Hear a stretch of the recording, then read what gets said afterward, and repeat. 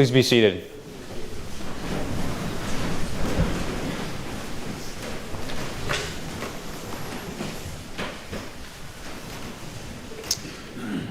Welcome, friends and family.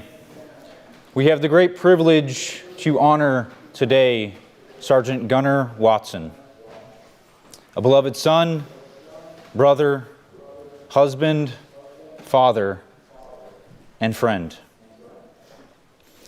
Before we begin in prayer and sharing words of encouragement and words of hope, please hear the words of Jesus from the Gospel of John, chapter 11. I am the resurrection and the life. Whoever believes in me, though he perish, yet shall he live. And everyone who lives and believes in me shall never die. I hope that these words bring comfort to some of you. But the gospel itself is not remiss of emotion. Shortly after Jesus shared these words, he attended the funeral of his beloved friend Lazarus. There it is said that Jesus was moved deeply. His spirit was troubled, and Jesus wept. And it is said that all those around him said, "Look and see how he loved him." So my hope is that you also find comfort in listening to the words that are shared today of hope and love for Gunnar. Please pray with me. Heavenly Father, I come before you in the presence of Gunnar, all his family, and all his friends. Lord, please give ear to the words that are shared today. Lord, please consider the groaning and the grief and the sorrow today. Lord, I pray that you would deliver just a small measure of your peace and a great measure of honor for Sergeant Gunnar. Lord, as your word says, your eyes are upon the righteous, and your face is against the wicked. And in light of that, you are near to the brokenhearted, and you save the broken spirit. I pray these things in your great and holy name, Jesus Christ. Amen. I'd now like to invite Solomon Brown up for remarks on behalf of Sergeant Gunnar.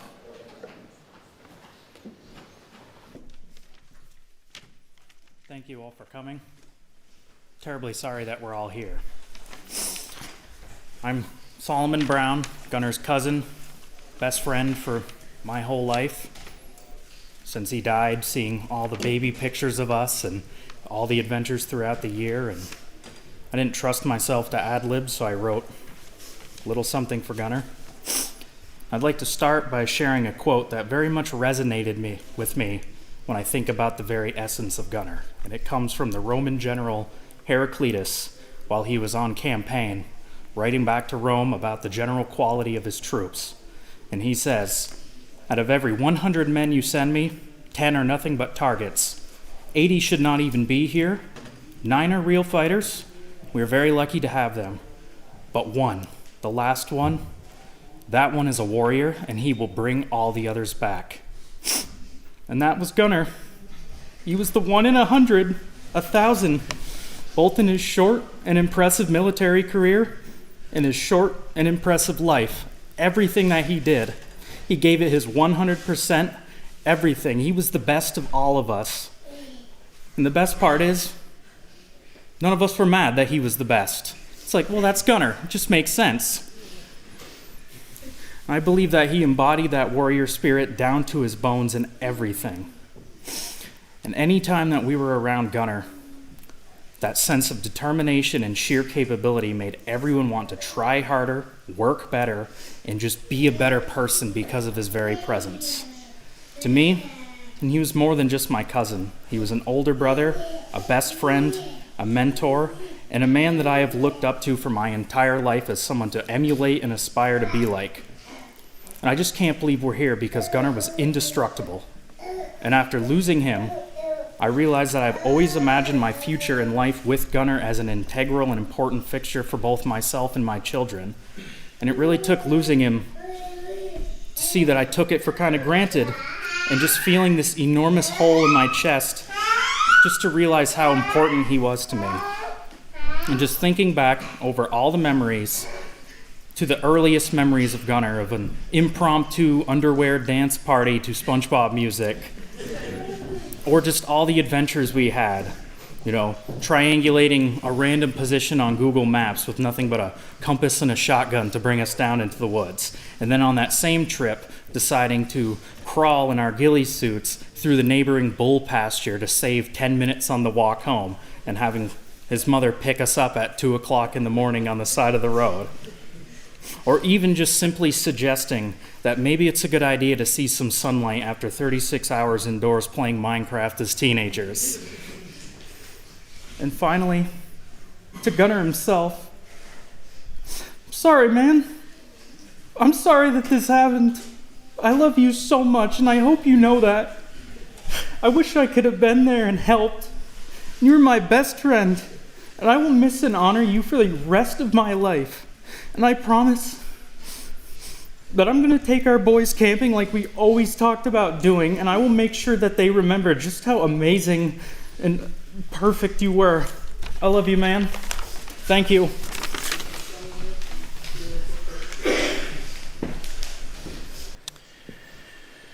Thank you for those beautiful words, Solomon.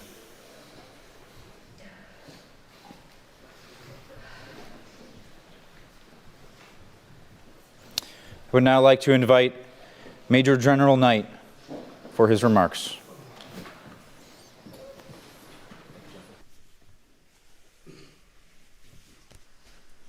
Aubrie, Leo, Arthur, Gunnar's family and friends, Major General Greg Knight, Vermont's Adjutant General.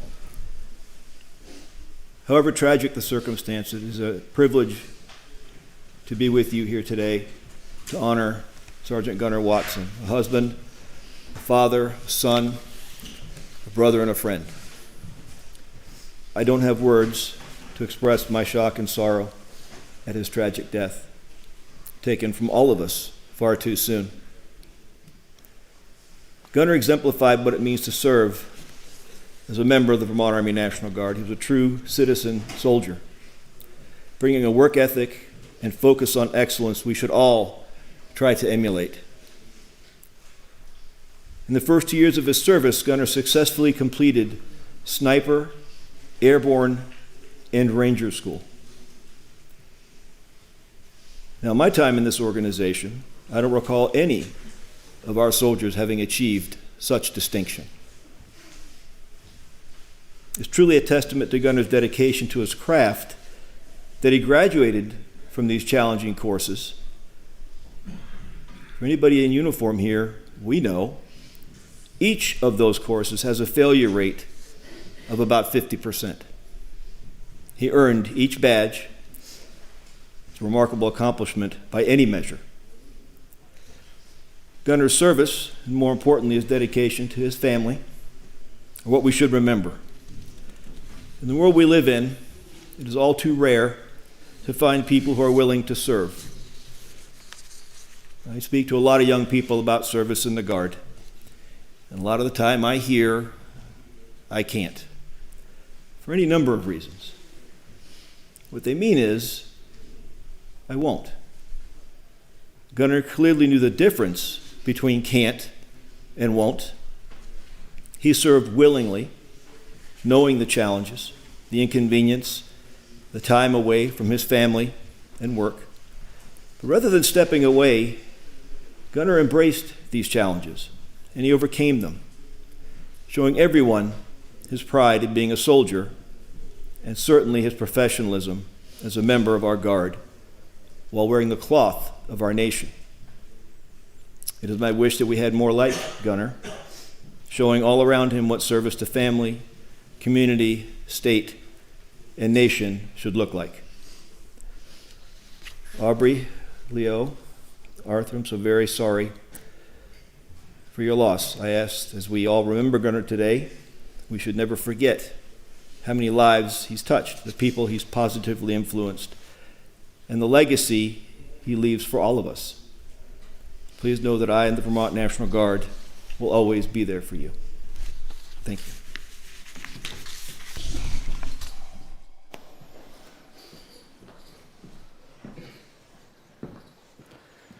Thank you very much, sir.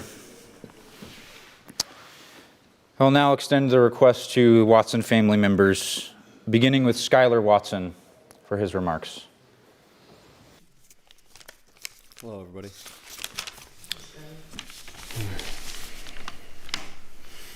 Could go on for days, but I figured I'd write something down, keep it short and sweet.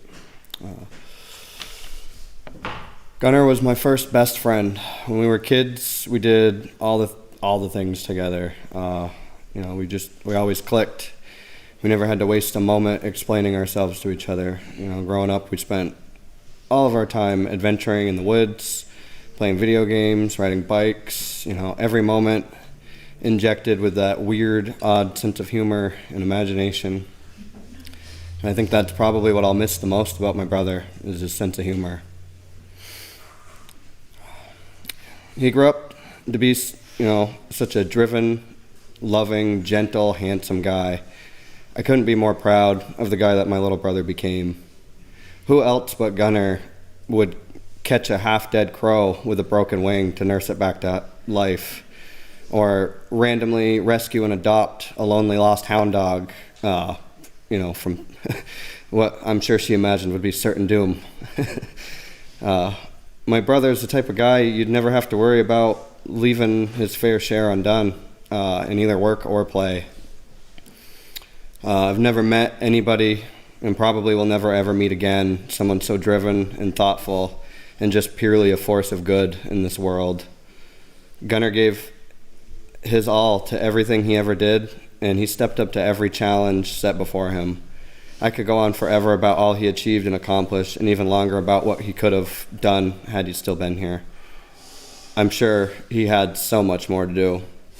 I can't think of anyone else besides Gunnar that deserved to live a long, happy life filled to the brim with people in his life who could mirror his lust for an honorable life, a rich family, and memories that just, that's what he was looking for. It's not fair for him or his children that he was taken from this world so young with so much life left to live. He really, truly deserved better. This world truly and forever will always be a much darker place for all of us without him here. And before I leave the stand, my oldest daughter, who couldn't be here today, just wanted me to share that he was the best uncle, and he would always play with her, and they would go on four-wheeler rides, which she thought was super fun.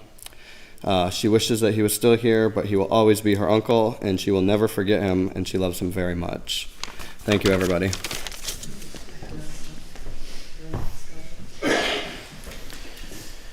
Thank you, Skylar.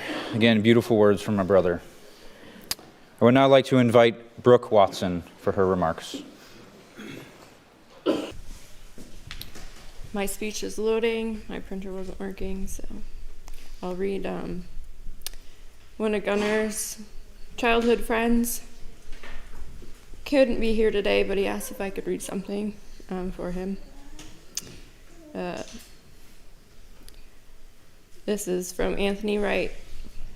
He had messaged me, said he had been writing and erasing things that he would like to say and search for the perfect things, but it's harder to find the words, especially if you're not going to be here to share them yourself. He says, Gun will always be one of my longest, truest, and best friends I'll ever have. More than a friend, but a brother. I think if you live and stay under the same roof with a friend and his entire family for long enough, they legally become your brother. At least that's what it feels like. The entire Watson family, in my eyes, is my family, and for lack of better words, I love you all. And that was from Anthony. Don't know if I was working.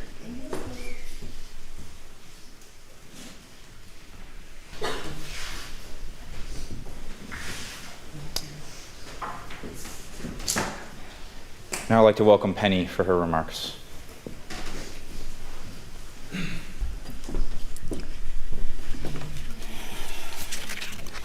My name is Penny Watson, and I am Gunnar's grandmother.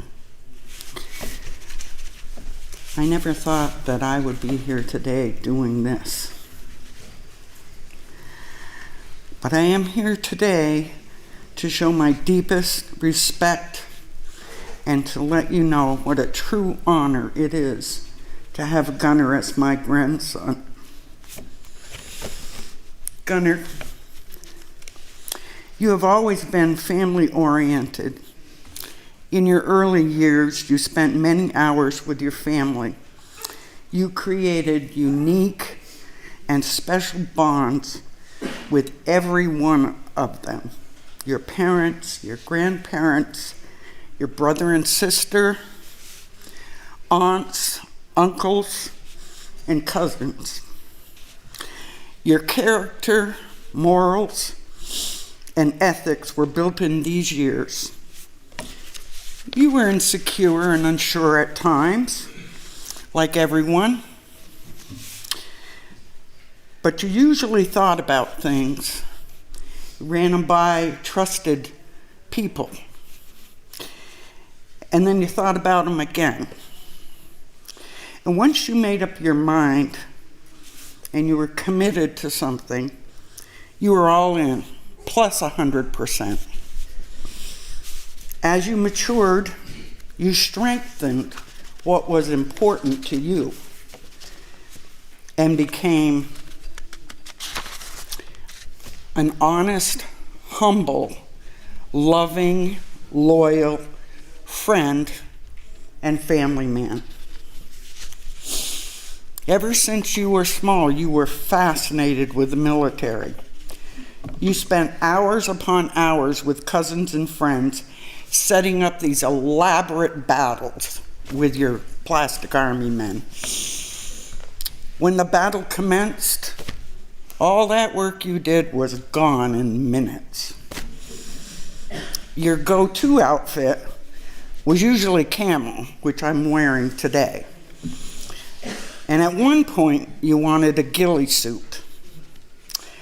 And for those of you who don't know, that is a ghillie suit right over there with all the strings and the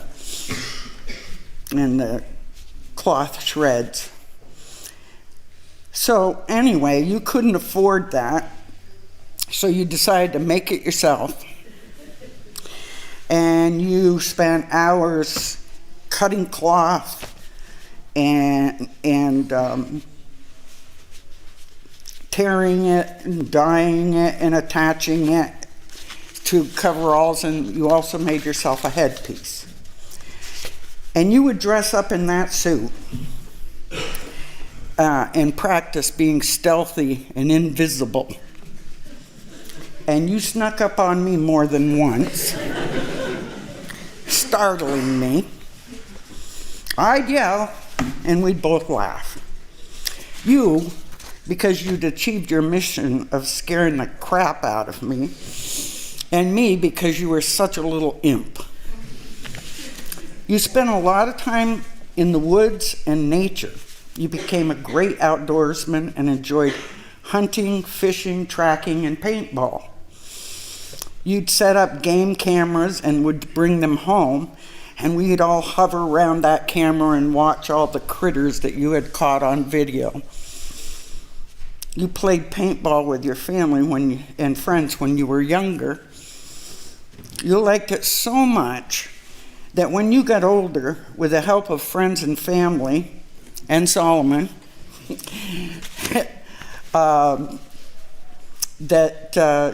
you created a paintball experience in the woods. You had bunkers, safe areas, smoke bombs, flags, you name it, you had it. And everyone had a great time when they played. And they couldn't wait to do it again. When the players left the woods, they looked like they had been through a real battle. Sweaty, dirty, exhausted, and comparing bruises.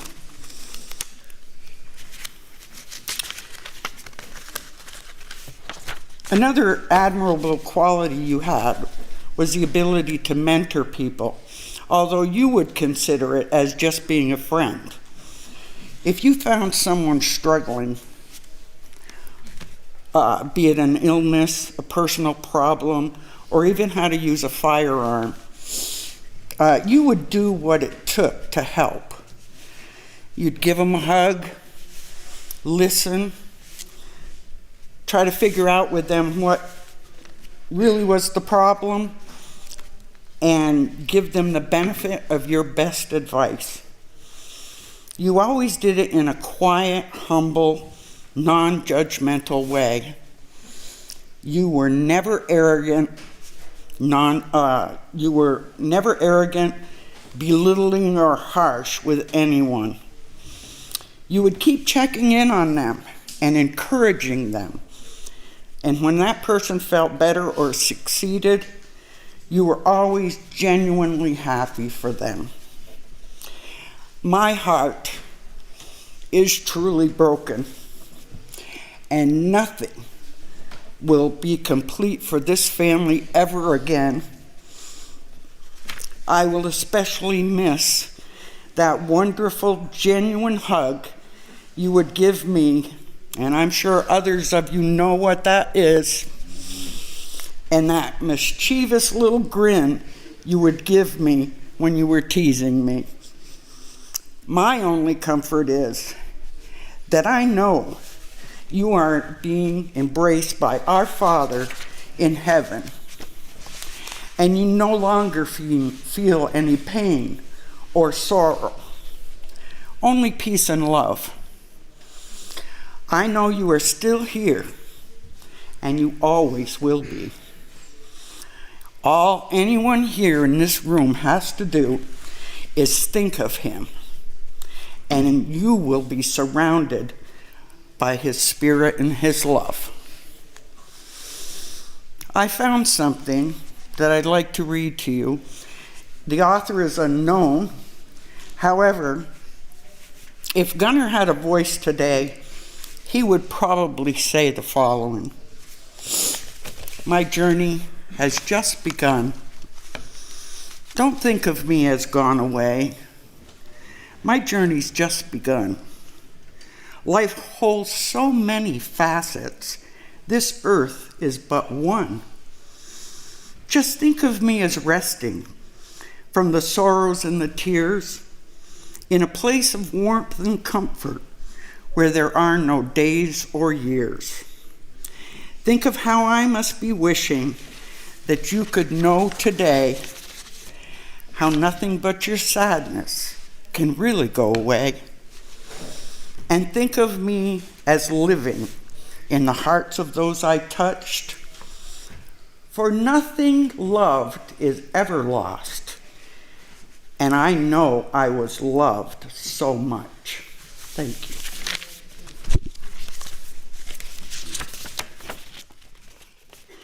Skylar, will you help me? Thank you so much, Penny. Thank you.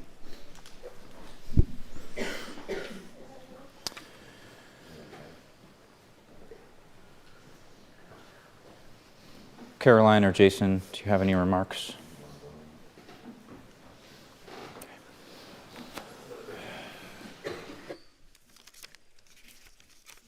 In case you guys don't know, I'm Gunnar's dad.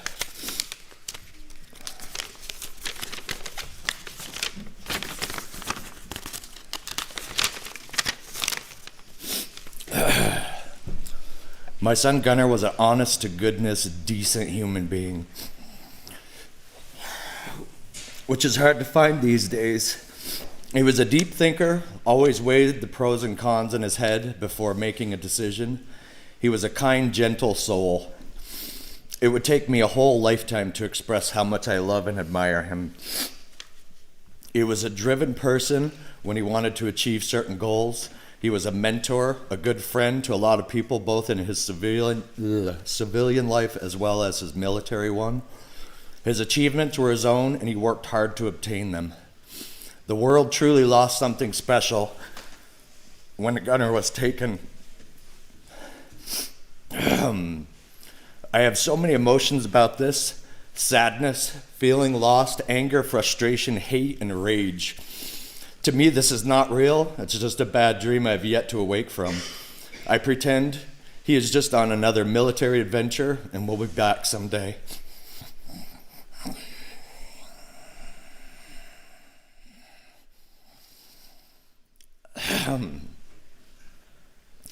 I can't close my eyes without seeing his face, which normally would be a good thing, but what I see on his face is pain, desperation, and fear, as well as confusion and sadness. And I, as his father, I can't in the moment help take those things away from him.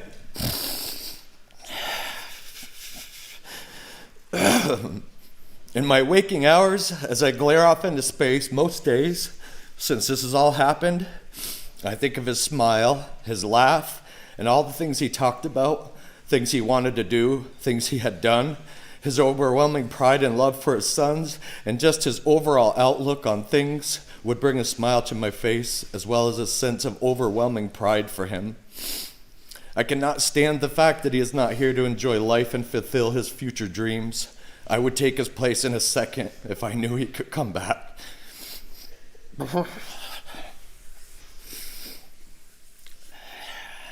The last time I saw Gunnar a few days before his death, we talked and joked as we normally do. And before he left, we hugged and said, "I love you" to each other. If I would have known it was going to be the last time, I would have held on and never let him go. Sorry. Gunnar and I both loved the movie Gladiator, so I will quote a couple lines from that film for him.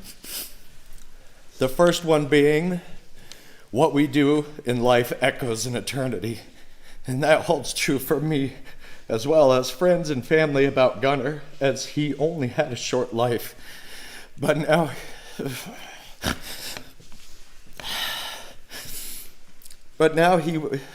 and how he was and how he lived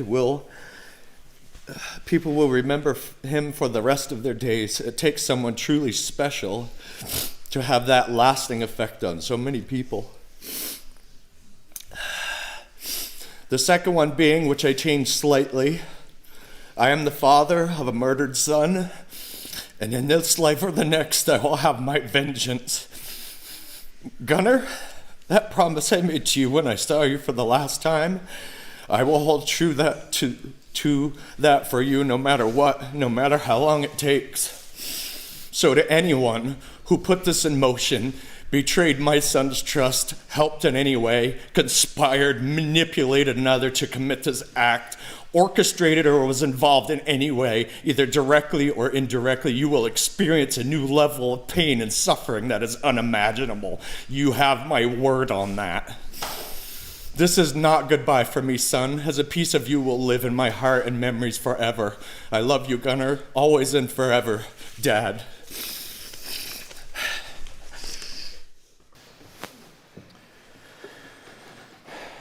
Thank you, Jason. Brooke, would you like to give your remarks?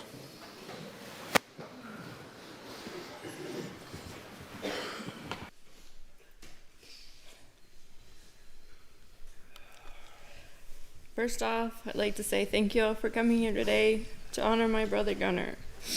I am full of rage and sadness that these are the circumstances in which we are all gathering to honor him, but here we are. Trying to write a speech for today was incredibly hard, partly because it makes everything happening that more real, as I'm still not wanting to believe a single bit of it. And also because narrowing down my thoughts trying to honor my brother, one of my first best friends in this whole entire world, is nearly impossible, as there are so many things that could be said and so many good memories that could be shared. With that being said, I guess I will take a trip down memory lane to a time where everything made sense and things were simple. When we were kids, we were all wild, full of life, energy, curiosity, adventure, and of course mischief. Most of our childhood was spent outside, left to our own imagination and creativity. We would often climb trees, build forts, adventure in the woods, ride bikes, play army, four-wheel, fish, all of the outdoor things we were doing them. If we were inside, we were probably running around in our underwear, like someone said, driving our parents up the wall. We would dance, sing, wrestle, play video games, and steal my mom's expensive camera and make really important videos, overriding our mom's videos to make more room for ours. No matter what we were doing, we were always having a blast.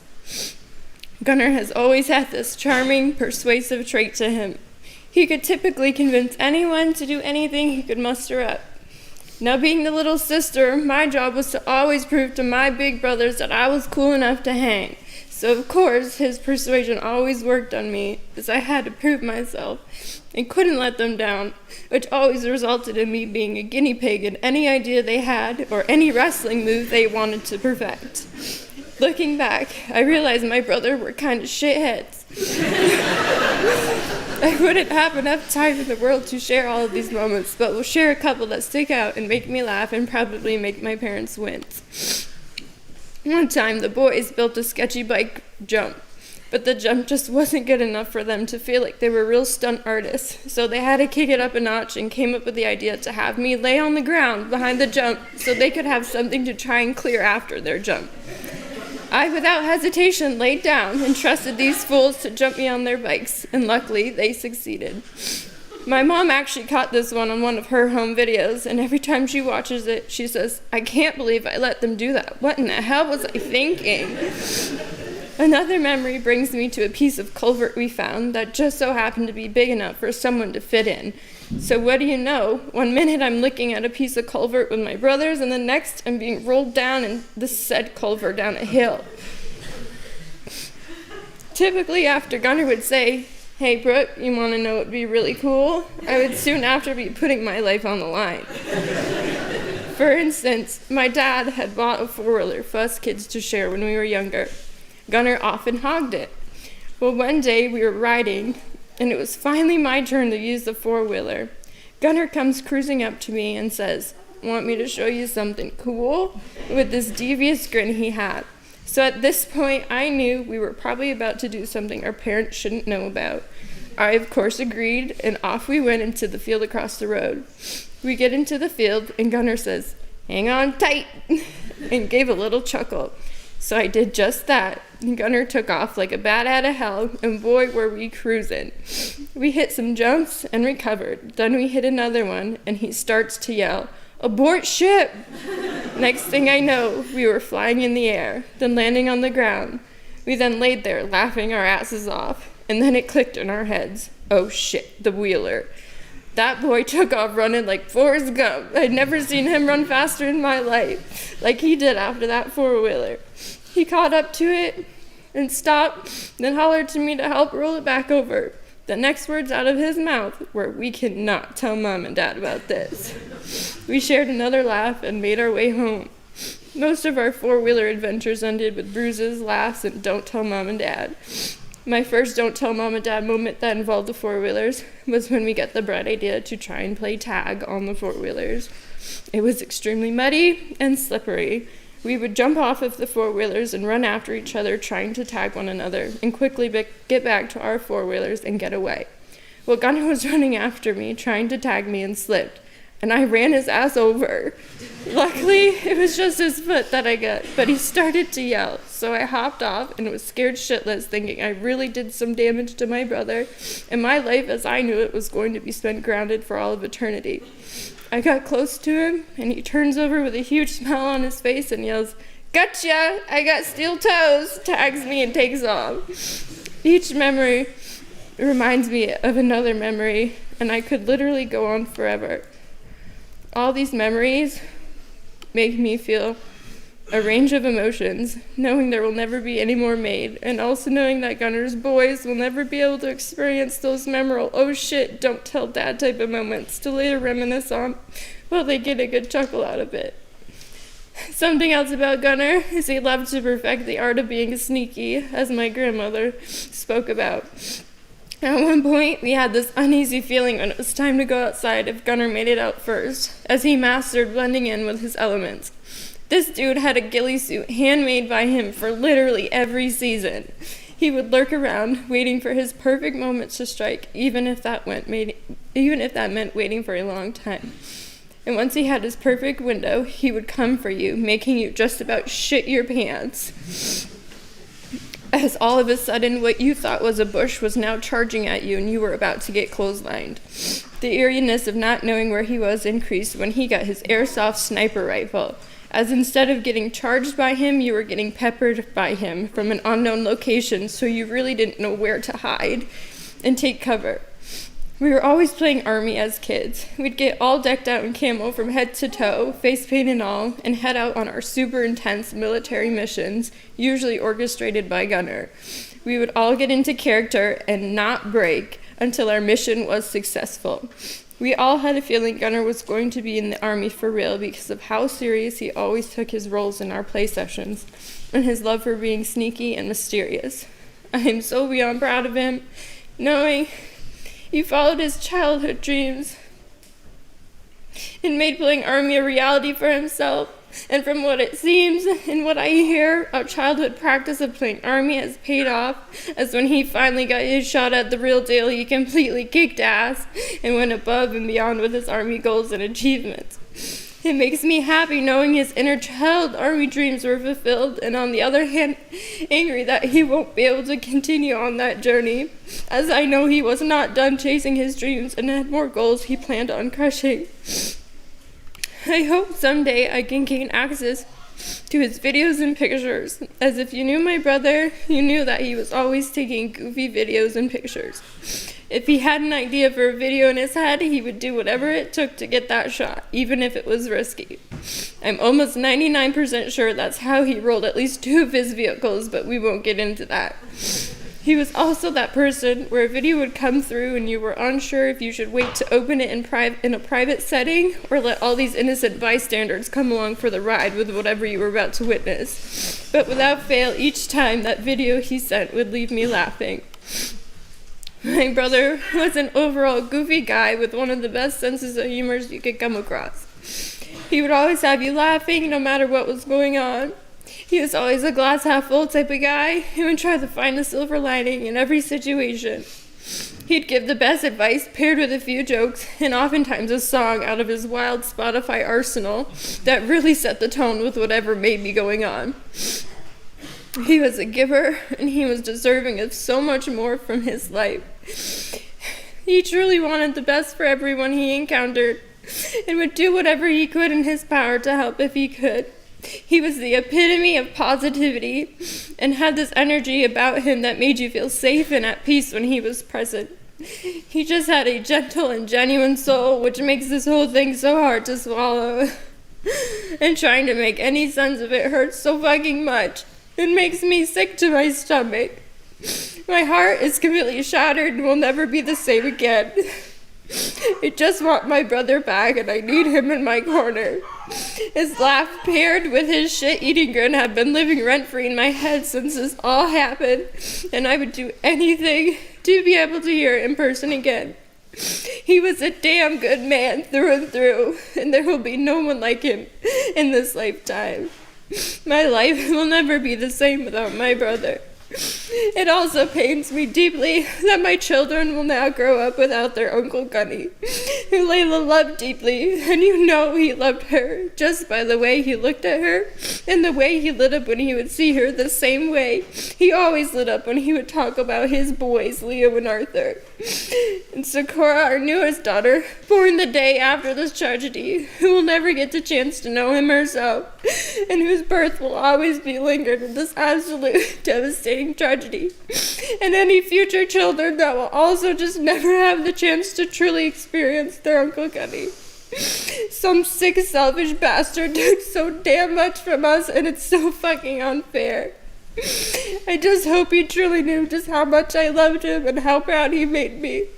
I hope more than anything that he didn't have to suffer, and I hope he finds peace in his afterlife. I know this was a lot, but I would like to read a poem that I wrote. Trying to navigate through life now just doesn't feel the same. I feel bitter to my core every single day. I'm flooded with emotions every time I hear your name. How does one move on with life when their brother has been taken away? I try to hide my emotions about the pain I'm in. But honestly, brother, I am in denial that I will soon wake and all this will end. A nightmare, a bad dream, call it what you will. This can't be a reality. My brother must be here still. The wailing of our mother's screams are things you can never forget. When news of her fallen son left the officer's lips, our father is full of heartache and our brother angry too. Everyone who loved you can't figure out who would have done this to you. I am engulfed with anger. Things will never be the same. Some cowardly monster took you from us. Now we all have to marinate in this pain. No more hunting, jam sessions, goofy nicknames or jokes. No more birthday wishes, memories, or all those funny videos you took. I want justice, I want answers, and I want revenge. For my brother, you were taken from me, one of my very first best friends. I hope I make you proud like you have done for me. I won't let your death go unanswered, and that's a promise, my brother, I plan to keep. Thank you.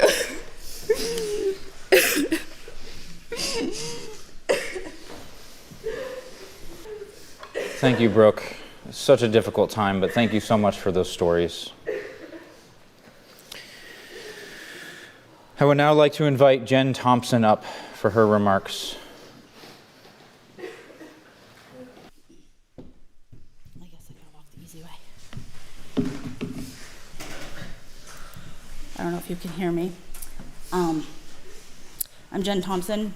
My husband and I own Smith's Grocery in Greensboro Bend. Gunnar came in a lot with little Leo.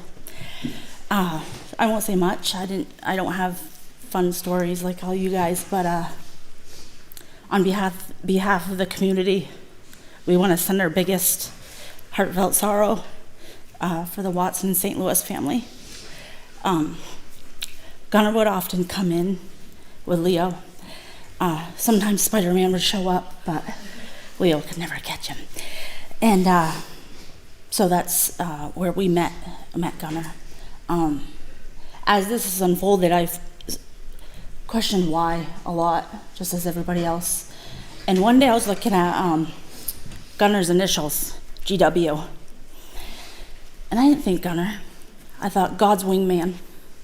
And that's how I'll think of him. Because maybe we don't have the answers. That's my answer. So I found a poem that I wanted to read that I just thought was fitting by Maya Angelou, called When Great Trees Fall. When great trees fall, rocks on distant hills shudder. Lions hunker down in tall grasses, and even elephants lumber after safety. When great trees fall in forests, small things recoil into silence, their senses eroded beyond fear. When great souls die, the air around us becomes light, rare, sterile. We breathe briefly, our eyes briefly, see with a hurtful clarity. Our memory, suddenly sharpened, examines and gnaws on kind words unsaid. Promised walks never taken. Great souls die, and our reality, bound to them, takes leave of us. Our souls dependent upon their nurture now shrink, wizened. Our minds formed and informed by their radiance fall away. We are not so much maddened as reduced to the unutterable ignorance of dark, cold caves. And when great souls die, after a period, peace blooms. Slowly and always irregularly, spaces fill with a kind of soothing electric vibration. Our senses restored, never to be the same, whisper to us, they existed, they existed. We can be and be better, for they existed. Thank you. Thank you as well, Jen. I would now like to invite Alice Perron for her remarks. Thank you. It really is a great honor to be here today and to have the opportunity to speak. And Jen, that was a beautiful job reading that poem. Actually, Tracy had picked that poem. Tracy is Aubrey's dad, And I was going to read it, but now I don't have to, so I'm going to wing it with a few words instead. But I gave a lot of thought to that poem because it's about the impact of the loss of a loved one and those that are left behind. It suggests heroic individuals and their contributions to society and the enormity of death. And when I was thinking about that, I started thinking about also beyond losing Gunnar, what these families have lost.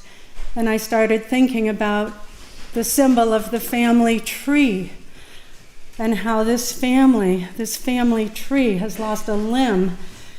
And I started thinking about when winds blow and branches shake and storms come and limbs break, how a tree continues to live if it's a good, strong tree like these families are. I've known Elizabeth, Aubrey's mother, my whole life, and that side of the family, and believe me, that's one strong family tree. Anyone who knows them, and I'm sure the same is true for Gunnar's family. And I just hope that in time, all of your wounds, not all of them, they'll never completely go away, but that your wounds will heal, and that the trees will survive, and that the families will eventually get through this and be well, or at least be better. And it's been a real honor and pleasure, Aubrie, to work with you in the last couple of weeks. Thank you. Thank you all.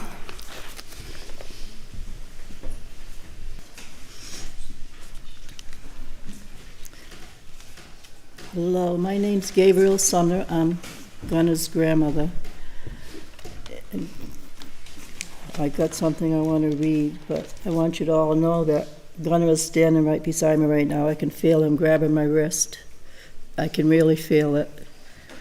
And he's such a sweetheart and lover. Like everybody, I mean, if you ever got hugged by Gunnar, you never forget it. He gives the strongest. Skylar does the same thing. Give me a hug, Skylar. Oh, you can feel that, everybody? It's wonderful. But they do, both the boys, they give the best hugs. But my daughter wrote something, and I wanted to read it for her. Gunnar was and still is a bright light and cannot be put out by darkness or hate. His light is too strong. His love that he spread freely and strongly will not grow weak, but grow in strength as time goes by. He showed everyone how to be good to each other, and he was good in ways that many people just don't have in them. He loved his family openly and with hugs in his time and his words and his actions. He loved his animals as if they were his children.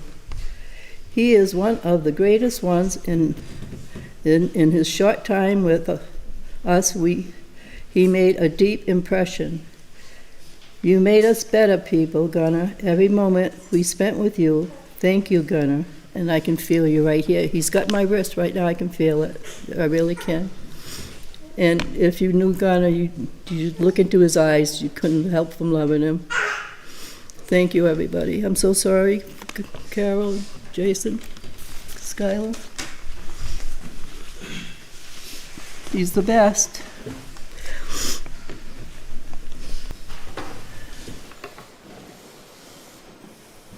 And thank you as well for those words of love.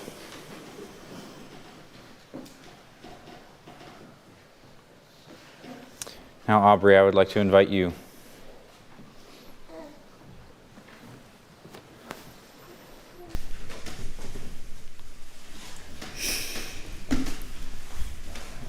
Thanks, everybody, for being here. I hate that this is how we have to gather.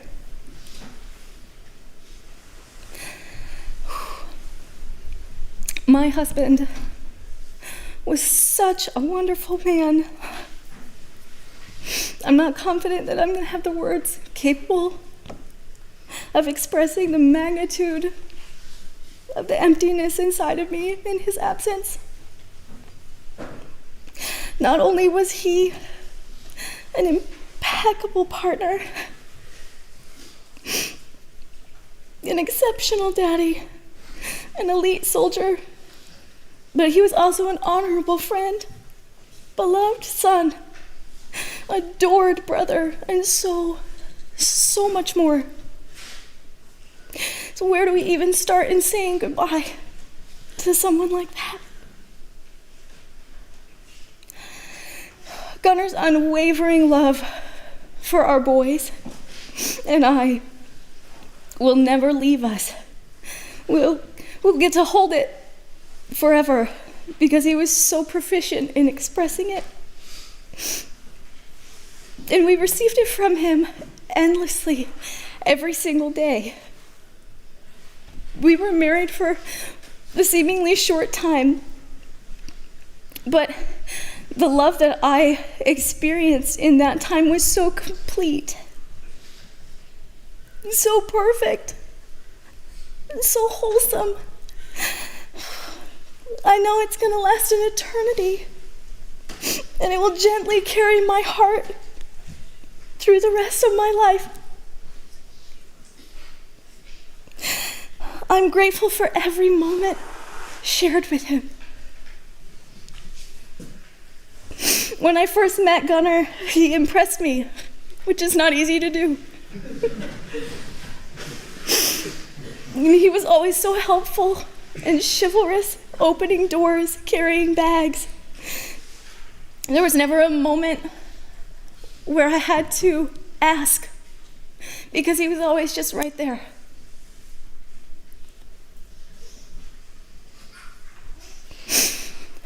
It was really early on in our relationship, like basically before it even started, that he showed me the type of man that he truly was. And it was in that moment when Leo was instantly added to the absolute top of his list of priorities that I knew undoubtedly that I had found the person, my person, that understood me to my core and was going to be there no matter what. And then Arthur arrived, and I couldn't have asked for a more incredible daddy.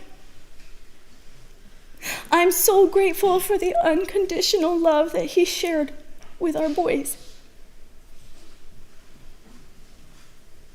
Gunnar gave me so many experiences in our time together. It was an honor to be the person that he had chosen to support him through the achievement of his dreams. He always wanted to be an elite soldier since he was little. He saw that Navy SEAL commercial. And then he met me, and his dreams started to fade because he saw another life that he wanted as well. Super soldier, hero, leader was the life he'd always dreamt of having. But now, the wife, small boys, a home, this life called to him too, and he was torn about what to do. I'll never regret the work we did together to sort out how he could have both. Because I don't know of a single soul in this entire universe that was more deserving of receiving both contrasting pieces of his dream life. Never have I met someone with the plethora of achievements, having excelled so savagely in both military career as well as his tree care occupation, all in such a short period of time, yet remained so poised, so humble as he did. It was his superpower to never make anyone feel uncomfortable, despite his own accomplishments. And he always believed that no matter the circumstances, a person had the power to change their life. And he was a great example of that, having never let any of the scary, unknown things stand in his way. He always made me so proud, watching him conquer every hurdle in his path. And I'm grateful he was able to have his family and career both so seamlessly. It'd be easy to simultaneously torture ourselves by rambling on about how unbelievable he was in this life. So I won't prolong this much more. I'd just like to say how incredibly grateful I am to have had him, to have been chosen by him, to have been with him when he passed, and know that he wasn't alone, but with the person that he chose to share his life with.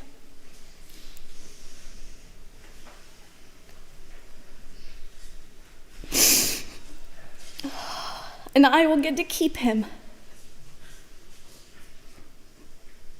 in my heart forevermore. I will not say that I loved him, because I do. I love him still. I love him today. I love him all of the yesterdays. And I love him for every day that is yet to come.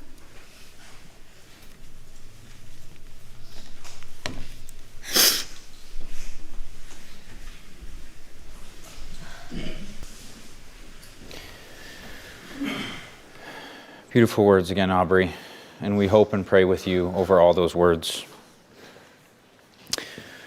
I will now ask all those who are able to stand to please rise for the military honors.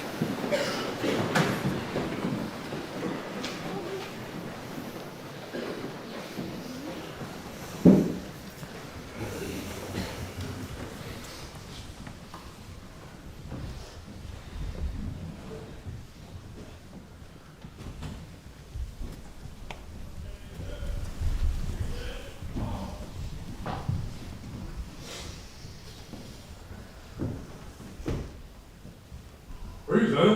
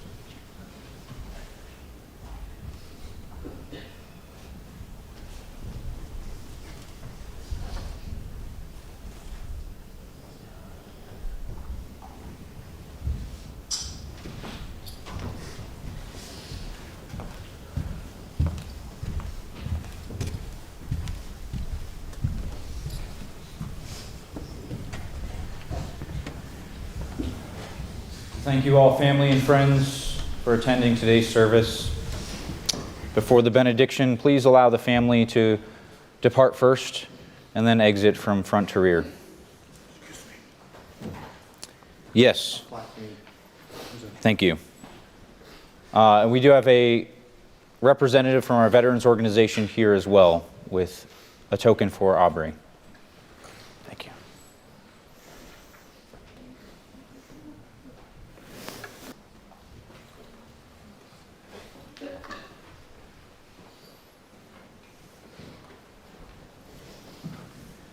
Thank you very much.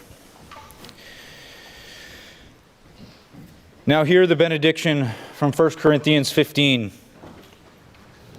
I tell you this, brothers, flesh and blood cannot inherit the kingdom of God, nor does the perishable inherit the imperishable.